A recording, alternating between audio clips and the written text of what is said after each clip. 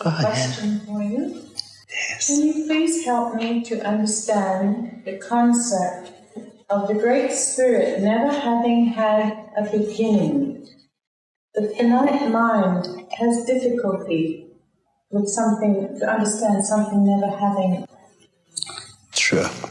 The finite mind could never understand the infinite, because the finite mind, being a manifestation of the infinitude or of eternity, could never maintain its eternal value.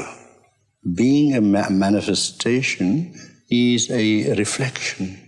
Now the question is, how valid is your finite mind? Has it any permanency at all? It has not, because it is forever changing. Now that which is forever changing, how could it grasp that which is never changing? But without trying to understand, one can experience infinity through our meditations and spiritual practices. So the experience is not of the mind, but the experience is of your heart. And by heart we mean the core of your personality. And when one reaches the core and experiences that through our spiritual practices, we experience infinity. Now, when I say we, it is not the mind experiencing it. It is not the ego self experiencing it, because they are all limitations, manifestations of reality. Good. So where does the experience come from? Infinity experiences itself. And therefore, it is beyond verbalization or beyond thought processes. So, how do we achieve this? Firstly, as you start your practices and are regular with the practices, you will discover a certain truth. And then after a while, you will say, not this, not this. And which is a very good thing, because by saying not this, you will progress further into that inquiry, which we call Gnana Yoga. And as we progress into the inquiry, we reach a point from where we cannot go further beyond. I said in some lectures somewhere that the human brain contains 12 billion cells, and we are only using 1/millionth of the 12 billion cells. So the mind is not using its full capacity at all. The cells are dormant. And even Einstein, he only used about 7-8% of his brain. So, in that 7-8% of the use of the brain, how can you understand 8% of 12 billion cells? So all the cells are dormant. Now, through spiritual practices, we awaken the cells more and more. And by awakening the brain cells more and more, the greater the mind filters through. Because the brain is not the mind. The mind is universal. There is only one mind. And the only reason why the mind is individualized is because we have not given full scope to its potentiality. But this is possible where the mind, by getting it out of sleep to its fullest capacity, you can appreciate the entire universe. You just know. And in that knowingness, you start the experiential process. Now, there are many ways of doing this, through extreme devotion, through analysis, through action.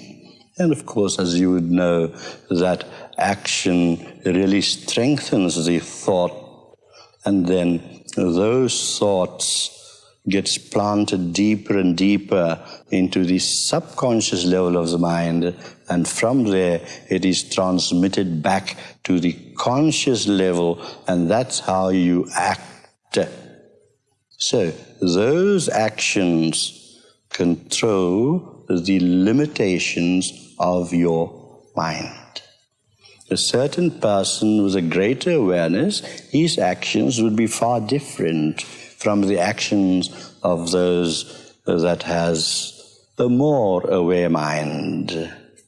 So, spiritual practices brings us awareness. It brings us an understanding. That is very true according to its limitations. But that is not what we want. We do not want understanding only, although it is necessary, but we want the peace that passes all understanding, and that is infinity. That peace is infinite, beginless, and because it is beginless, it will never end. So it is a continual or a continuation of a process that goes on and on and on. And as you know, universes are created, and at this very moment there are so many galaxies and stars that are 1,000,000 times, 1,000,000,000 times larger than our small planet Earth, exploding at this very moment. Explode, but to reform its atomic structures back again into another universe, and there growth begins and evolution begins because of the force of that explosion. But now, how much does it help a man just to find understanding? When understanding has its own particular limitations. For example, I've been told this by thousands of people that, Guruji, I have a tape that you did in a satsang 3 years ago, and when I listen to it again today, I find totally different meanings in it. Find totally different meanings in it because their awareness has developed. You know, there was this boy of 14, and he says, my father is so stupid, he knows nothing. But when the boy turned 25, he says, oh, my father knows a lot. The father has the same knowledge. But the boy's awareness, because of his growth from 14 to 25, developed a greater understanding and a greater awareness. So, to repeat again, understanding has its own value. Understanding can make us more kind, more loving, more compassionate, more sympathetic. But to know the value of infinity, and what is infinity after all? Infinity is divinity. For divinity and infinity is the same in its own eternity. So when this manifestation comes around, the manifestation is also infinite, because as soon as infinity started, it starts emanating, for it's the nature of everything to emanate all the time, like these flowers emanating fragrance. And everything is vibrations, and the manifestation is just a reflection of the manifester. Now, if we should go deeper into these details, we will find that a reflection is an illusion. So does your mind really exist? That is the question. You are only relying on the sensory input into the lower level of the mind. And your whole life is guided by it. Our five senses, hearing, touching, tasting, smelling, all that. Right. Now, to find reality, to make the manifestation merge again into the manifester, then the experience is there of the manifester himself by himself. So in other words, you become a divine. And it can be achieved in this lifetime, or else it can take millions of lifetimes. I do not know where Hindu theology, especially the Puranas, those are some scriptures of the Hindus, they maintain that it took 8,400,000 lifetimes to reach the stage of man. Because in everything we see around us, man has the highest consciousness.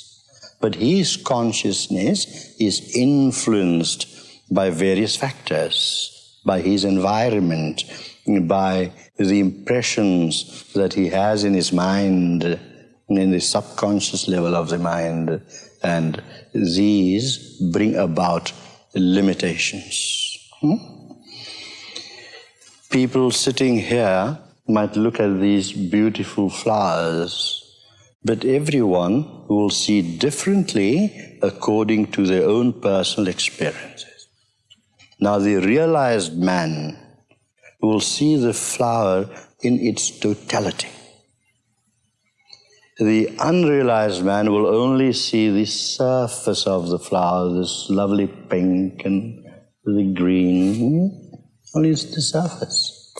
But the realized man who has become one with infinity, who will see the entire molecular structure, the invisible sap that makes this flower, he realizes then that look how beautiful even manifestation is, that it gave these flowers the right amount of sunshine, the right amount of rain, the right amount of mineral combinations in the ground to make it grow. You see? So, all this comes all at once to the man of that awareness or of realization. So it means that he looks further than the surface value of things. What are we doing at the moment?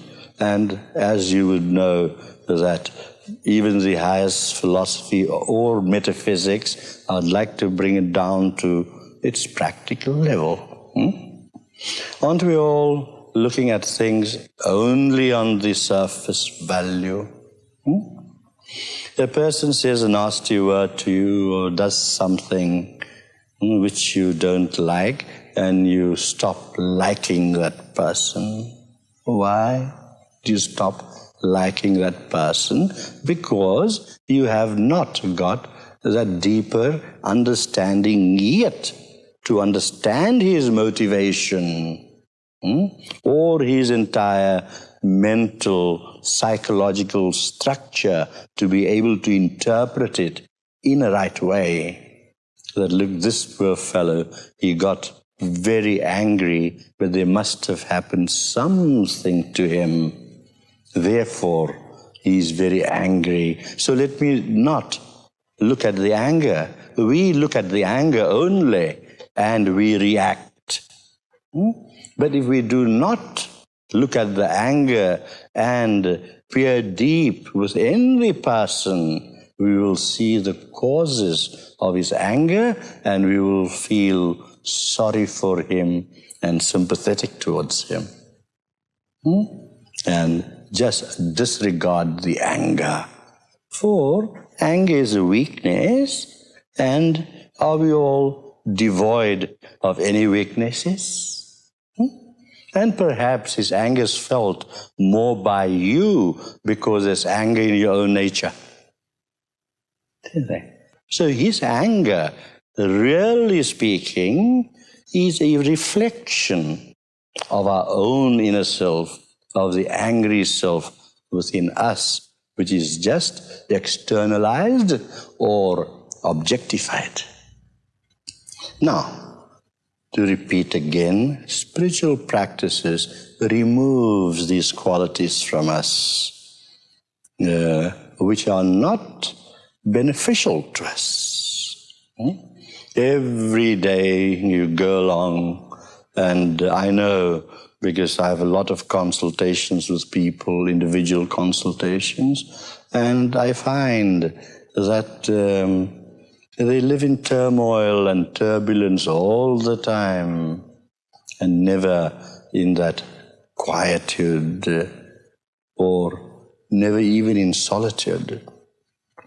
I've seen people's homes where you'll find the whole day the TV is on or the radio is on, and they're bombarding themselves. And when they go outside, all the noises of the cars and the traffic and what have you.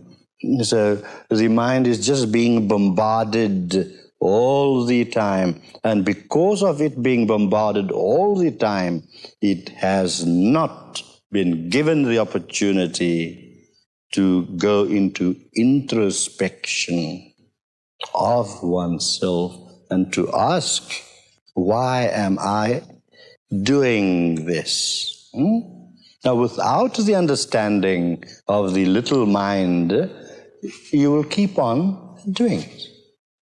But the mind can also tell you that let me have that quietude 15, 20 minutes a day and regenerate myself. And that is the meaning of the Bible. Be still and know that I'm God. So, we need that stillness. But we do reach a stage, as the Gita would say, to find action in inaction, non-action, and to find non-action in action. That's the secret of life. So life becomes totally effortless. For effort can only achieve few things. But you need the effort, but the effort can definitely become effortless if you are established within yourself. And that comes about by meditation, spiritual practices, and Guru Shakti. Yes. So, measure when we say infinity is infinite, beginless and endless, fine. And the mind, of course, is finite. So the mind measures things in space and time. I flew 20,000 miles here now, more I think, because I had to go to England first and from there to Chicago and then to Vancouver and then from there to here. So I say I've covered 22,000 miles and I'm measuring it with time, saying that it took me about 40 odd hours or more of traveling. People measure things in time and space, and that is what the mind does. there was this grandfather fly, and he took a walk with a grandson on someone's bald head. And this chap was totally bald, more so than Mike, of course. Good. He was totally bald. And so the grandfather explains, to the little grandson, of course, explains that, do you know that where we are walking now, there was once a footpath? You see how time plays tricks on us. Why did the fly, the grandfather fly, not realize that the man's head has expanded? So his memory goes back to the footpath he used to walk on, and not the total baldness of the head. Now, what the fly is doing, when I say time flies, but time goes backward as well. So what this fly is doing is going backward in his memory of the baldy's younger days and his younger days. And that too is a limitation. For we live in memories and we project those memories of the past into the future. And so therefore, living in that state, one's progress also becomes limited. Not to say that we must not learn from our experiences. Learn from our past experiences, but don't live in your past experiences. That's the secret. And that helps you to give the mind greater and greater expansion, greater awareness. Blessed is he who can become so aware that he regards the entire world, nay, the entire universe as himself. And when he truly experiences this unity, then his manifested mind merges into the manifest. Everything has to express itself. The flower is expressing itself in fragrance. This bulb is expressing itself in light. So even God, or the manifester, has to express itself by its manifestation. Or else, what is the purpose of God? Why should he exist? Although it is eternal existence, if it cannot express itself, and we are the expressions of the expressionless. But the expression can merge into the expressionless. And then you could say, I and my Father are one. You become as vast as your Father. And then you don't think in the terms of time. You don't think in the terms of space, because the mind is so expanded then that it just can do nothing else but merge away into the beginless and endless divine. So that is the secret of life. And one should not be discouraged at all for his limitations. For everyone will reach the divine. Everyone will say, I and my Father are one. Now, why do they use those words, I and my Father are one? Well, we use the word Father because the I that's mentioned is the Son. And naturally, the Son is the product of the Father. That is why that expression is used in a poetic manner. But of course, this is very much misinterpreted by many theologies, thinking of a father figure sitting up there in heaven somewhere on a throne. And the father's always expected to be kind, protective, and looking after you. But that is absolute nonsense. He's not looking after you at all. That Father that we speak of is just but a neutral energy that is permeating every cell of your body. And it is the limited mind that creates the bondage. So, what one has to do is to merge the limited mind into that infinite energy. So in other words, you proceed from bondage to freedom, for that energy is freedom itself, because it is boundless. And the word boundless should mean that it has no boundaries, boundlessness. And it is only then, when one has that emergence, that man can find his own totality. If man can just become an observer, he has to live in this world, he has to act in this world, he has to do the things that have to be done in this world.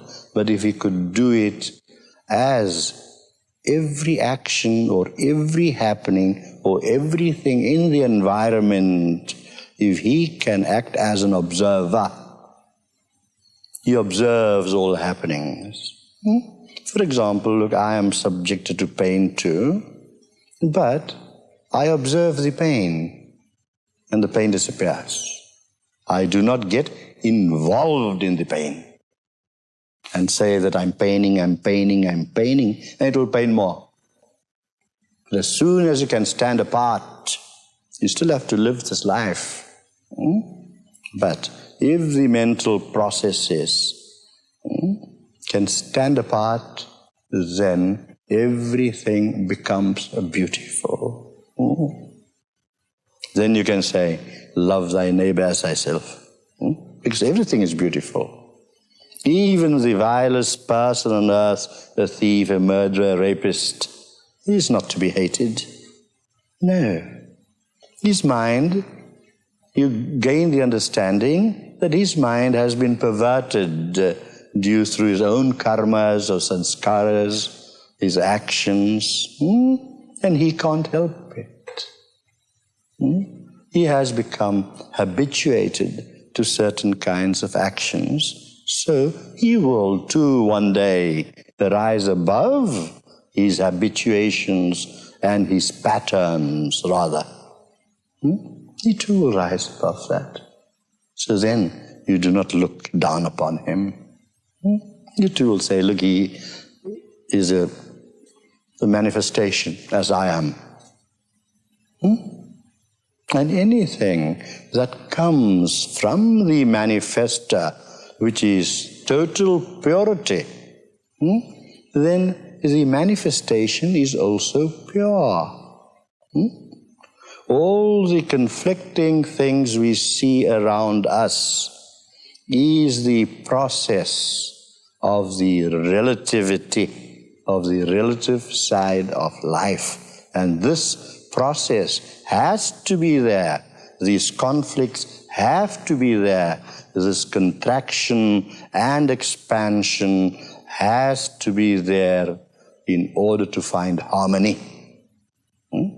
Or else, without the opposites, how are you going to realize the middle, which is harmony?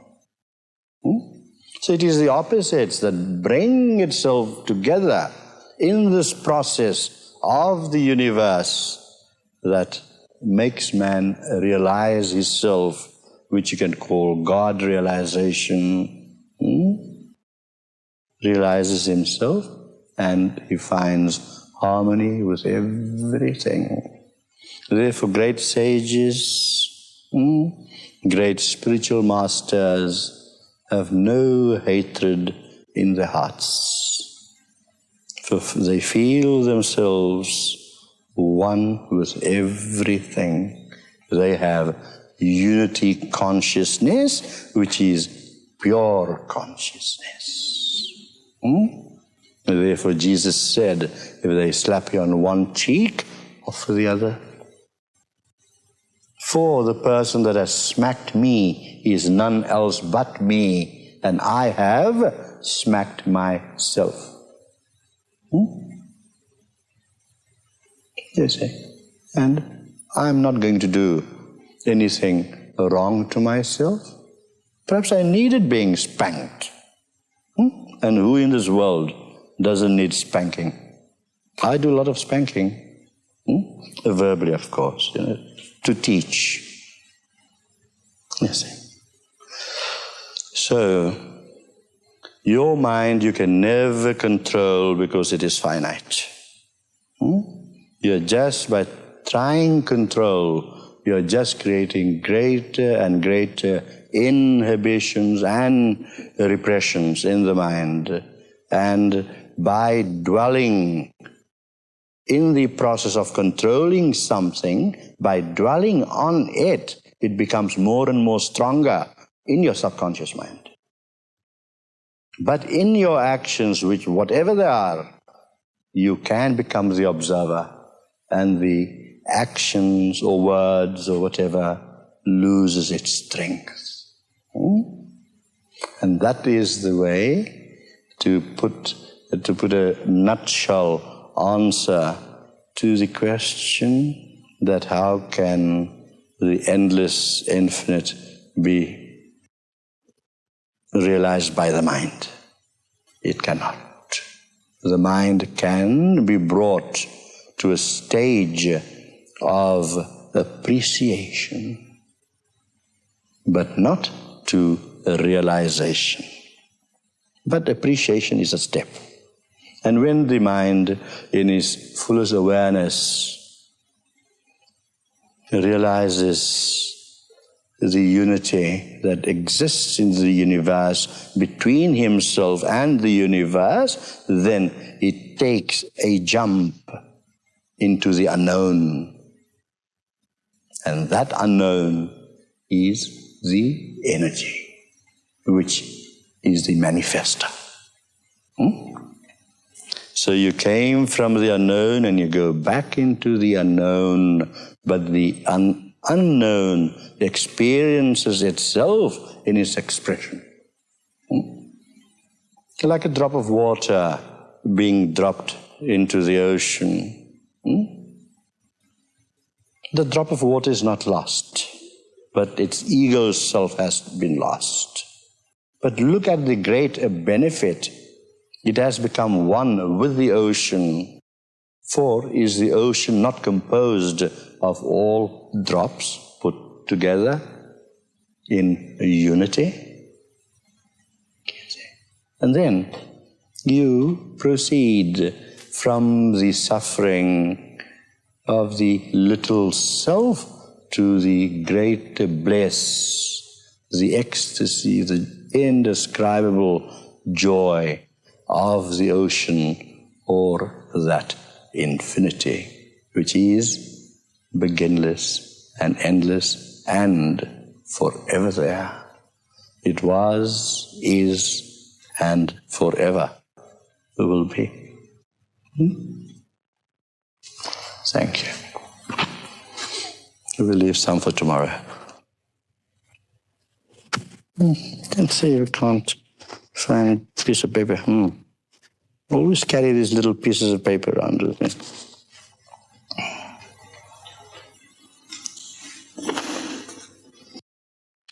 You know, two friends went to the museum and saw a painting of Christ there. So this one friend says, they must be Jewish. So friend asks, how can you say that? They must be Jewish. What do you mean by that? He says, look, what an anomaly.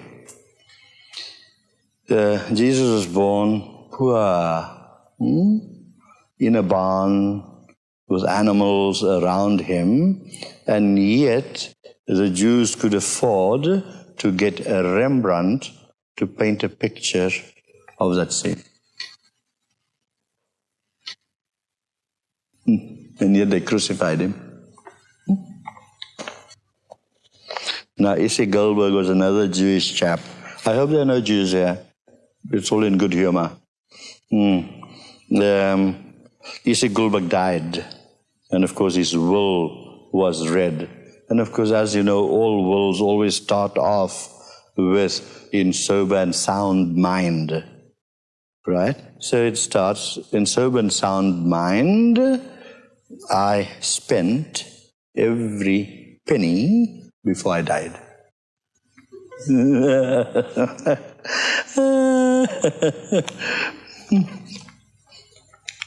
You know, there was an old lion, and this old lion had a problem. And the problem was this, that he had a very thick mane, and the birds made a nest in it. And, you know, the birds were twittering every night, and the poor old lion just couldn't sleep. So he went to a psychologist, then he went to a psychiatrist, and then the physician, and nothing could help him. The physician said, look, what you could do is shave off the mane so the birds can't make a nest there. So the lion said, look, let me try that. And he shaved off his mane and the birds were gone. But the lion felt terrible because it had psychological effects upon him. It made the lion feel very effeminate, because what is a lion without a mane? But thanks to God that the mane grew again. And there the birds started flocking again and built a nest, and they were twittering all night, and the lion couldn't sleep. So he decided, look, I've tried the physician and the psychiatrist and psychologist and what have you. Let me go to a witch doctor. Now, which doctor he went to, I don't know.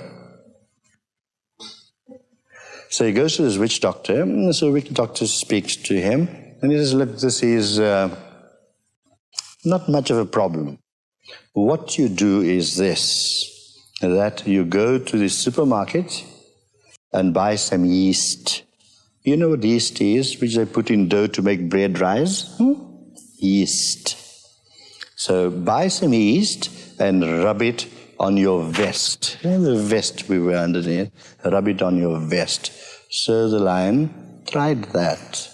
And all, in a day or so, all the birds were gone, and the lion could sleep very peacefully. So he goes back to this witch doctor after a week, and he says, sir, you've done me a great service, because I was being driven crazy by the twittering. And how much do I owe you? So the witch doctor says, no, it's on the house. We won't charge you anything.